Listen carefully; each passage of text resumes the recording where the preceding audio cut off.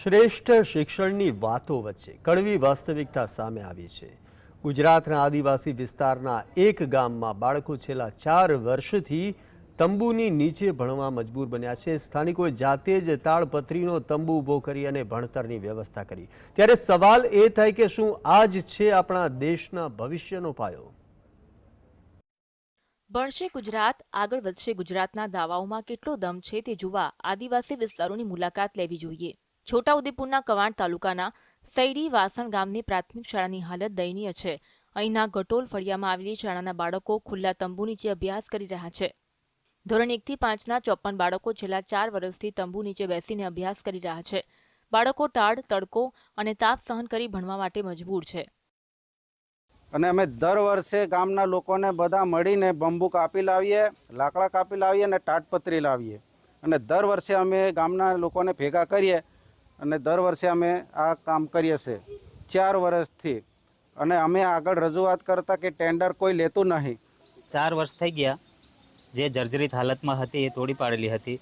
એની રજૂઆત અમે વારંવાર તાલુકા કક્ષાએ જિલ્લામાં આઈપીસી અરજીઓ, તેમ છતાં અત્યાર સુધી સ્કૂલનું કોઈ કામ કરવામાં આવેલ નથી। અમે 4 વર્ષથી બંબુ, વાંસને જંગલમાંથી સાગના લાકડા કાપી લાવીને અમે આ રીતે સાપરું બનાવેલું છે અને બાળકો અમે જીવના જોખમે ભણવા મોકલીએ છીએ। હાલમાં વરસાદની સિઝન છે તો વરસાદ આવે તો પાણી ઉપરથી ટપકે એટલે બાળકો ઊભા થઈ જાય। વધારે વરસાદ હોય તો બાળકોને ઘરે બી મોકલી દેવું પડે છે।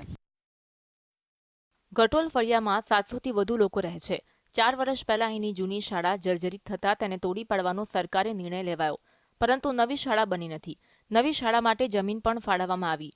ગામ લોકોને લાગ્યું કે હવે તેમને બાળકોને પણ પાકા મકાનોમાં ભણવાનો અવસર મળશે, પરંતુ બાળકોને શાળાના પાકા ઓરડા ન મળ્યા। સ્થિતિ એવી છે કે દર વર્ષે ગામના લોકો જાતે તંબુ બાંધી શિક્ષણ કાર્ય ચાલુ રાખવા મજબૂર છે। જોકે સત્તાધીશો હજુ પણ આશ્વાસનો આપવામાં વ્યસ્ત છે। તેના માટે આચાર્યશ્રી સાથે વૈકલ્પિક વ્યવસ્થા કરવા માટેનું આયોજન અને સૂચના આપી દેવામાં આવેલ છે। ગટોલ પ્રાથમિક શાળાના જે ઓરડા બાબતના જે પ્રશ્નો છે એના માટે સમગ્ર શિક્ષા ગાંધીનગર દ્વારા ટેન્ડરિંગ પ્રોસેસમાં હાલ ચાલી રહી છે। ટૂંક સમયમાં ટેન્ડરિંગ પ્રોસેસ પૂર્ણ થયેથી ઓરડાની કામગીરી શરૂ કરવામાં આવનાર છે। છેલ્લા 4 વર્ષથી શાળાના ઓરડાની એક પણ ઈંટ નથી મુકાઈ। સરકારે માત્ર ટેન્ડરના નામે કામ અટકાવી રાખ્યું છે, જેમાં આદિવાસી બાળકોના ભવિષ્ય સાથે રમત થઈ રહી છે। આ શાળા સર્વ શિક્ષા અભિયાનના નામે ચાલી રહેલી સરકારી યોજનાઓ પર સીધો સવાલ છે। વિકાસની ગુલબાંગો વચ્ચે એમ કહેવામાં આવે છે કે સૌ ભણે સૌ આગળ વધે, પરંતુ અહીંયા બાળકોને બેસવા માટેનું મકાન નથી। આવી રીતના બાળકો ગુજરાતના જ્યારે છેવાડાના તાલુકા છે તેમાં અભ્યાસ કરે છે, ત્યારે સરકારે વિકાસની ગુલબાંગો પોકારી હોય તો આ વિસ્તારની મુલાકાતો લેવી જોઈએ। આ ભૂલકાઓને મકાન મળવું જોઈએ। આ આદિવાસી સમાજના લોકો માંગણી કરી રહ્યા છે, પરંતુ તેઓની રજૂઆત સાંભળવામાં નથી આવતી।